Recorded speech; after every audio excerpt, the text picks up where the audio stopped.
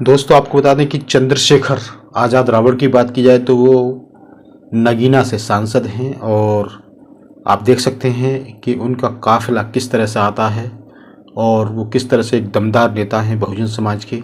जहाँ भी बहन बेटियों पर अत्याचार होता है, पीड़ित परिवार से मिलने जाते हैं और गरीबों की आवाज़ को बुलंद करते हैं। जहाँ भी शोषितों पर अत्याचार होता है, गरीबों पर अत्याचार होता है या फिर बहुजनों की बात की जाए उन पर अत्याचार होता है तो वो लगातार ऐसे मामलों में जाते हैं और पीड़ित परिवार को संवेदना देते हैं। जहाँ आप देख सकते हैं कि किस तरह से उनकी गाड़ियों का काफिला आया है और इस वीडियो के अंदर एंट्री हुई है। वहीं आपको बताते हैं कि उन्होंने जो अनिल मिश्रा, जातिवादी अनिल मिश्रा, जिसकी जातिवादी मानसिकता थी, और बात की जाए बाबा साहब की स्टैचू को लेकर कोर्ट में, जो ग्वालियर का कोर्ट था, तो उसने ही उस स्टैचू का विरोध किया था और लगातार गलत बयानबाजी कर रहा था।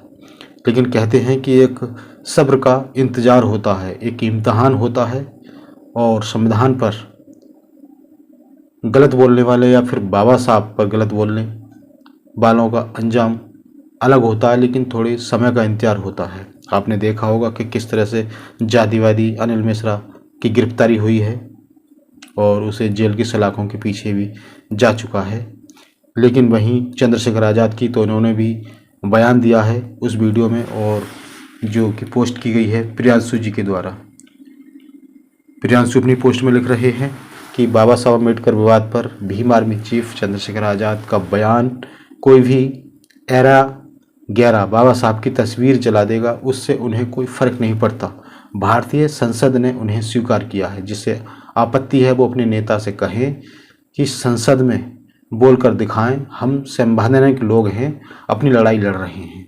ये चंद्रशेखर आज़ाद कह रहे हैं। बिल्कुल उनका साफ साफ कहना है कि संविधान की प्रतियां, जो जिस संविधान लिखा गया है वो संसद के द्वारा मान्य है और बाबा साहब के द्वारा जो संसद में उस संविधान को सौंपा गया, तो संसद उन्हें मानती है कि संविधान उनके द्वारा लिखा गया है और बाबा साहब को मानती है संसद।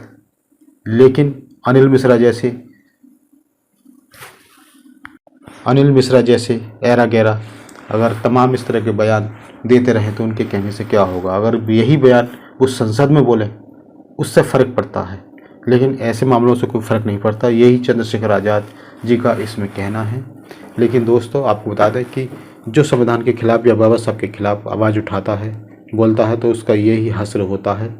और वहीं सिर्फ बयान देने तक सीमित था, लेकिन जब बात बाबा साहब के फ़ोटो जलाने की आती है, जब बाबा साहब पर आँच आती है, तो उस समय बहुजन समाज चुप नहीं बैठता है। फिर देश में भूचाल आता है और जो बहुजन समाज है वो सड़कों पर निकलता है। उसका अंजाम भी देखा होगा कि किस तरह से जब बाबा साहब की फ़ोटो जलाई गई, तो चाहे वो आज़ाद समाज पार्टी हो या फिर बहुजन समाज पार्टी हो या भीम आर्मी संगठन हो, तमाम जो अम्बेडकरवादी संगठन वो सड़क पर आ गए थे और किस तरह से घेराव किया गया था।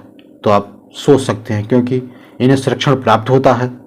जो मनुवादी प्रवृत्ति के लोग होते हैं, हिंदूवादी संगठन होते हैं, अपने आप को हिंदूवादी कहते हैं, इन्हें संरक्षण प्राप्त होता है सत्ता का, इसलिए उछलते हैं और इनका हौसले बुलंद होते हैं। तो चंद्रशेखर आज़ाद रावण आप देख सकते हैं इनको कि ये वीडियो में इनका यही कहना है जैसे अभी आपको बताया गया, और देखा आपने किस तरह से इनका काफिला चलता है। तो चंद्रशेखर आज़ाद रावण को लेकर ये एक बड़ी खबर थी। बहुत बहुत धन्यवाद। लेकिन जाने से पहले यदि आपने अभी तक चैनल को सब्सक्राइब नहीं किया है तो इसको सब्सक्राइब करें, और वीडियो अच्छा लग रहा हो तो इस ज़रूर लाइक करें। इस पर कमेंट भी करें कि आपकी आखिर राय क्या है इस वीडियो के प्रति, और सब्सक्राइब करते समय बेल आइकन जरूर दबाएं, जिससे कि इसी तरह की जो महत्वपूर्ण बहुजन समाज से संबंधित वीडियो आपके पास आते रहें। धन्यवाद।